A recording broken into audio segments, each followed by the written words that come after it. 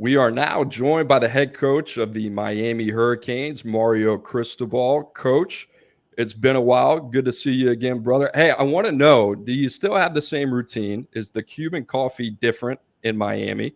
Did you get a workout in?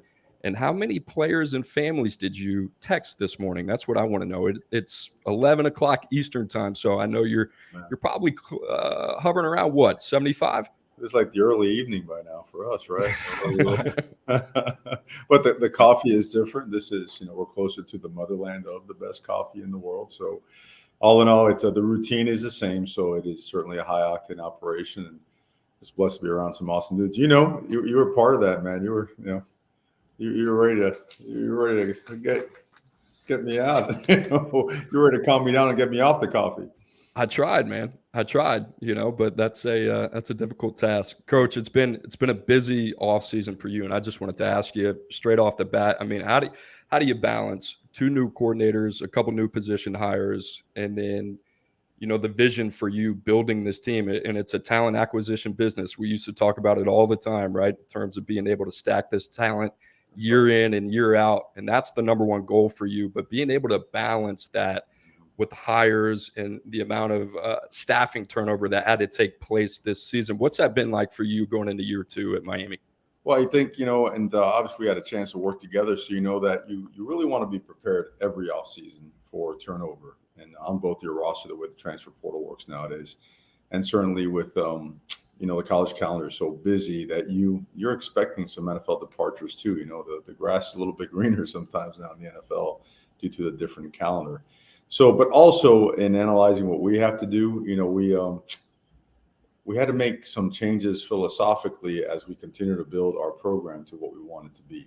And, being able to get a guy like Lance Guidry to come and be our defensive coordinator, that's hard to do because a guy like that, you've seen him statistically, he's a top 5 guy in just about every important category as it relates to knocking people back, preventing people from scoring points, getting the ball back, forcing turnovers, negative plays. But even more so, it was important to get like connectors, high energy, high octane guys that there's no task too small. And, they gotta fit with your philosophy. And I believe strongly in that. He's been exceptional. And then on the flip side, a guy that, man, I came across like 12 years ago. I remember being at FIU where you got to conduct interviews on Walmart parking lots, man, because you can't make everybody go to the convention. You have enough funds to be able to set up people at hotels. So, and Shannon Dawson was a guy that I've watched over the years, and he had shown he could do it on the ground. I think he had one of the top 10 rushes of all time, and yet he was able to take in the air raid system and yet combine it with a downhill run game and produce top players, top performers, explosive plays, ungodly numbers, while at the same time understanding that there's times where there has to be balance and sometimes you just got to do what you got to do to go score. So, and even more importantly, like Lance, high octane elite human being, man.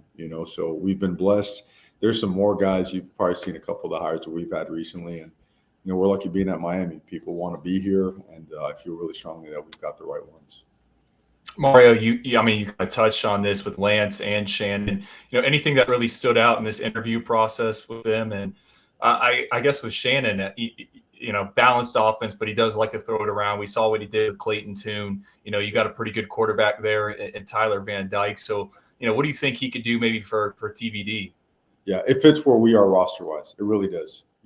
What stood out with him was juice, knowledge, personality. And he's going to be able to connect with everybody he already has. He's got these guys practicing and performing at a high level as we head into spring ball. And it's because he inspires and motivates belief in the system. He's done it with guys similar to what we've had.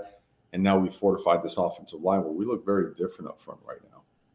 This was a massive overhaul of the trenches as well as a tight end spot to be able to do better than seeing the D gaps, along with a guy that has slung it around really, really well. So it's a great combination. I'd love for you guys to talk to Tyler Van Dyke so he could fill you in himself on how excited he is. And, he looks very different. And we just want to keep our mouth shut and work and not get in all the other stuff.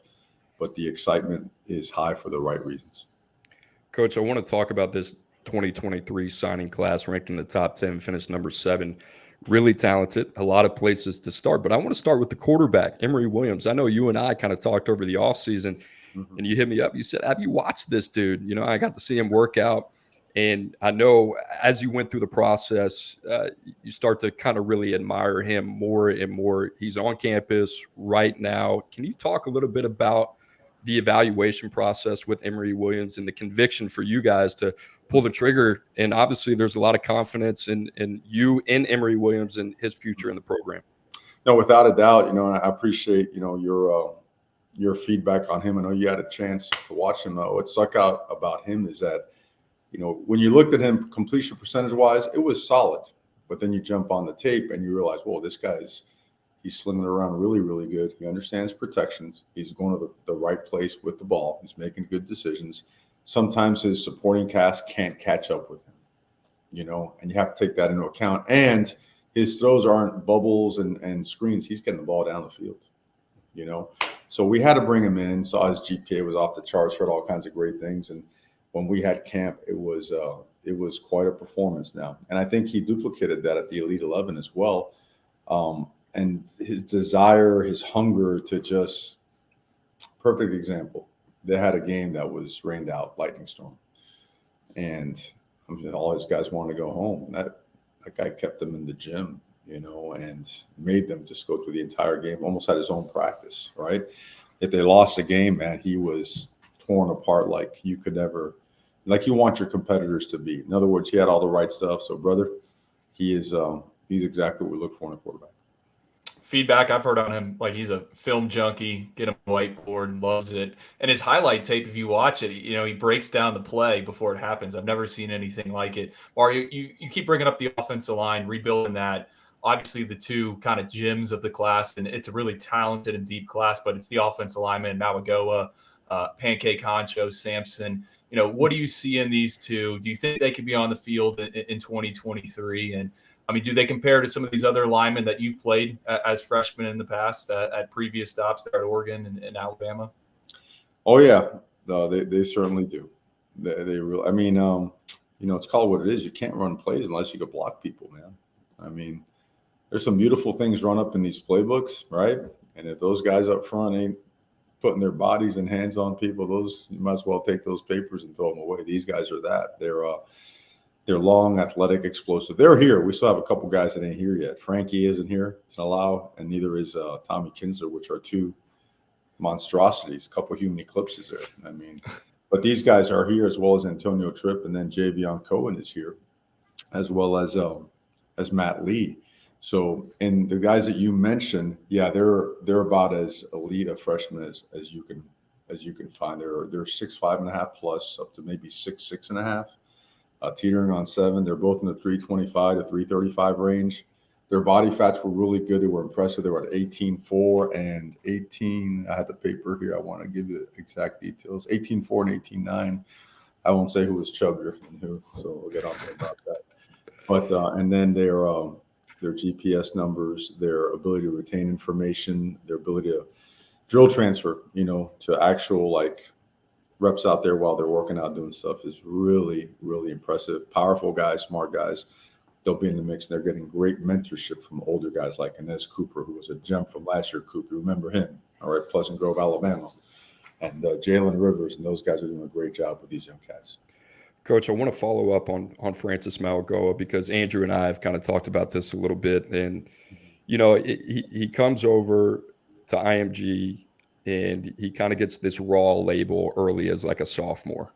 And then I see him last year at the Future 50, same with Andrew and the rest of our staff. And I'm like, this guy's not raw. He's a technician. He's got great feet, super sound, really good body quickness. He's a nasty dude. He was probably the best player there at the Future 50. And similar to a guy you used to coach who got drafted in the top 10 of the NFL draft in Penei Sewell. He's not bad. He's not. A lot of people thought that guy would potentially be a right tackle, right? After seeing Mauigoa in person, I was like, okay, I don't really have any questions about him being able to play the left side. When you think about those two guys, like when you watch Francis Mauigoa, do you see some shades of Penei Sewell and kind of compare and contrast where he is in his development in terms of where Panay was, because Panay, as we all know, I mean, was elite day one at Oregon. Well, I think both these guys are 5-position guys. We cross-train everybody. It's a pretty unique approach to offensive line development because, like you just mentioned, Coop, he came to us, people saying he's a right tackle. Day 2 in practice, we call his dad, look, we need him to try left, whether he's comfortable or not. And he never looked back. But when the Lions pick him, they tap him on the shoulder and say, you got to move back to right tackle. So Coach Mirabal does a great job, cross-training those guys. Man, how do they compare? They're as high end as it gets for a lot of different reasons, mostly because of the mentality. But the funniest part about Francis, you're going to get a kick out of this. So he comes and sees us at Oregon, right? Panay's there, Panay's family's there, and he's a 3 technique. That's what he was. He was a 3 technique. And in the middle of a photo shoot, he says, Coach, come here. And he goes, I want to show you something. And he gets in a left tackle stance, And I can see the defensive coach's heart just dropping to the ground, and I'm just double fist bumping. Let's go, He wanted to be an offensive lineman. But it goes to show you, if you have offensive linemen that can be elite defensive linemen, you're probably setting yourself up for a really bright future in the trenches. But you mentioned all the things: balance, body control, power, ability to redirect, and some that you probably never see on the checklist for criteria, critical factors in assessing offensive linemen is recoverability. I mean, these guys can get in really bad body positions, awkward positions due to a false step, being laid off the ball, and they could get a foot in the ground, a hand on, and recover. It's pretty amazing. But yeah, they remind me of those elite guys when they were young. Not the first time you flipped a defensive lineman to the offensive side of the ball, but Coach, it won't be the last either. Hey, Reuben Bain, I want to talk a little bit about him. Know you love this kid. When you turn on the tape, it's like excellent first step, plays with a violence, plays fast, but he plays under control, and he's got an elite motor. I mean, I think we thought best in the country. There was maybe one other guy, Peter Woods, that I'm sure you're familiar with. But we love this kid. And for you guys, I think this is a dude that is, now that he's on campus, you would be able to tell us this, but he seems like he's ready to contribute pretty early on. Is that the right assessment there? Are we in the neighborhood? Yeah, I agree with you 100%. He's about 270 pounds right now. And the motor is what really stuck out right away because, he always gives me flack, man, because he beat my high school, Columbus, and he was the one that had a sack on the final drive. So I got to live with that. Wesley Passaic lets me know about that too. But Reuben is, relentless defines him. Like, this guy is really technically advanced, and he is naturally powerful. The drills you do early on, right, in these stations, this winter conditioning program, is how hard and how powerful it could come out of their hips and land on those mats. I mean, this guy's like a rocket ship. Explosive power and very, very heavy-handed, light-footed, transition really well. I mean, from when he gets blocked in the run game and play action transition to his pass move stuff, he's really impressive. Coach, and Nathaniel Joseph, he's also enrolled, right? He's already on campus. When I watched Houston last year, the guy that you always saw was Tank Dell, the receiver. I think he had 32 touchdowns the past 3 years in that Dawson offense. And, he's so similar to Nathaniel Joseph. Like, do you guys see that comp? I mean, are you fired up about him? And really kind of the perimeter playmakers you brought in general, Robbie Washington, all those guys. Without a doubt, Ray resembles guys like Tank. Tank's an elite guy now. I mean, his lateral quickness and ability to redirect is off the charts. But we felt Robbie and Ray and Robbie, I mean, we felt they were the best in the country at playing slot, and they have versatility. They play outside as well. So we thought that we had hit a home run with them. And then, back to – this kind of goes back to the first question about the offensive coordinator hire is if you have an exciting offense at the University of Miami, wow, things change in a hurry, right? I mean, just go back and throw on tape and Google certain dates and whatnot, what really identified Miami offense. It was explosive. It was powerful in the run game, but stretched the field and made big plays in the passing game. And we brought in a coordinator and identified some players that could make that happen. So we expect like really, really strong results this spring that are going to carry us over into the fall, into the summer, I should say, first and the fall, that are going to allow us to really, I would say, just show the type of offense and team that we can be. Those guys you mentioned, those guys are a big part of it. Those guys take a hitch, and instead of 2nd and 7 and 2nd and 5, it's, call on the PAT team, right? And then kick the ball off. So, and that's Miami's football has been defined by that for a long, long time. The Santana Mosses and Reggie Waynes and Andre Johnsons. And I got to mention Kevin Beard now that we hired him. You know what I mean? He's not as fast as those guys are. Well, Coach, on Kevin Beard, you also got Tim Harris Jr. there. Both those guys have ties to South Florida. How fired up are you to have them on staff? And obviously, you guys recruit well in the backyard. But anytime I talk to anyone down here, Tim's name comes up as a guy. So, what do you think he's going to do for you guys, and from a recruiting standpoint, and running backs? These are self-made guys that have independently, aside from their connections and being associated with the University of Miami, they have independently groomed and worked themselves into being great coaches, great mentors, great leaders of men. And this is their dream, a lot like me, so there's some parallels there. And I think it's important that we surround ourselves and our players with people that are like-minded, high-achieving mentalities that will commit themselves and sacrifice all for the betterment of the team. Yeah, these guys are real ones, man. And I kind of like it when you look out there and you're practicing, you're having workouts, and your coaches run as fast as some of your players. It's important to bring that energy every single day. Coop used to do that out there at Oregon, man. He used to fly right by some of the slow workouts in practice. There is no way that is accurate. I'd never left my office, man. You kept me chained up in there. No, absolutely not. Hey, Coach, like when we were at Oregon, our philosophy, your philosophy was like, hey, we just got to hoard the big bodies on the West Coast, right? Because they came out of premium. There weren't a lot of them, right? So if you went to California, you went to Arizona, so on and so forth, you would build in an advantage in the trenches. When you assemble this roster over the next couple of years, is there a thought or two, or maybe a philosophy in mind that you say, okay, not only is how we're going to get back on top of the ACC, but this is how we're going to bring Miami back to a national championship standard? How do you want to build this roster to compete for the long haul? Well, I think it's changing a little bit. We're still maybe trying to take a 4 or 5 year cohort of what the transfer portal really ends up being, right? But I still believe in high school recruiting. I do. And I think the bulk of your team has to be made up of guys that you have brought in and who you've had in your system, because it's still a developmental sport. And if you have a good coach and develop them well enough, you would hope that, that they're willing to see it through, because they're on track to do some great, great things. So I do think the transfer portal, I think the numbers that we've been hitting it's good for us, right? Between 7 and 12 guys.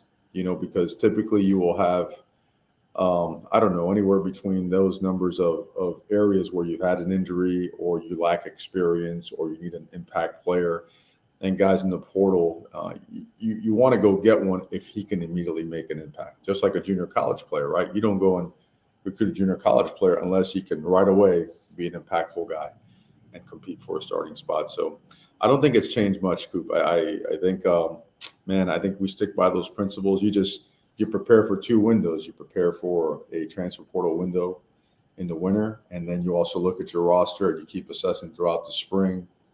How does this system fit our players? What else do we need to get? We expect to maybe lose some here and gain some here, and then we've suffered these couple of injuries, so we've got to have an open mind and be ready for another 8 to 12 players to come on in. Coach, when you look at year one in Miami, and what I would ask you is, like, you take a step back, you're kind of in the middle of the offseason. I know you've been busy, right? Last time I talked to you, you're trying to continue to rebuild the staff and put it together, and recruiting's 24/7 and it never sleeps. Mm-hmm. Lessons learned for you from year 1 to year 2 that you feel like are a big point of emphasis for your program kind of going forward into year 2?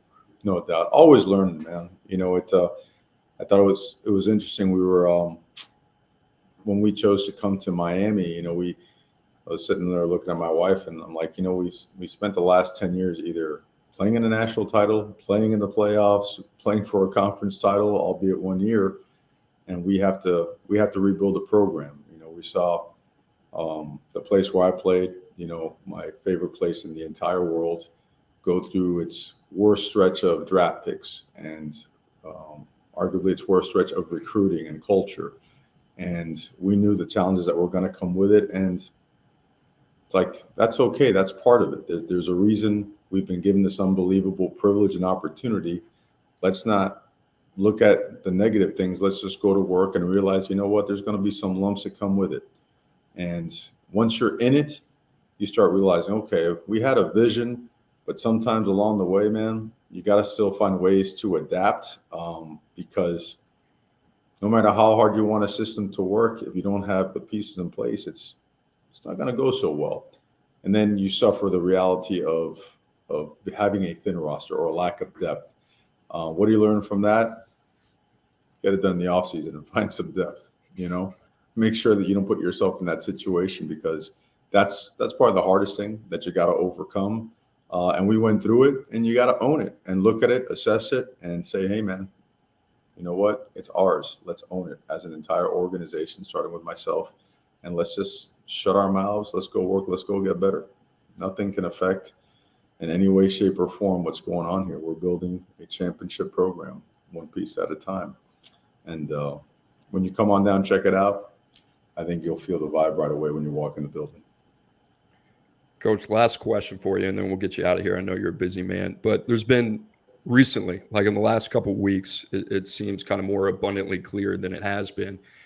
A lot of collegiate staffers leaving for opportunities in the NFL. One, why do you think that is? And two, I mean, what is the solution to that in terms of you? Like, I'm sure you don't want to go through this every offseason. You want the continuity of your staff, knowing who's going to be in your building.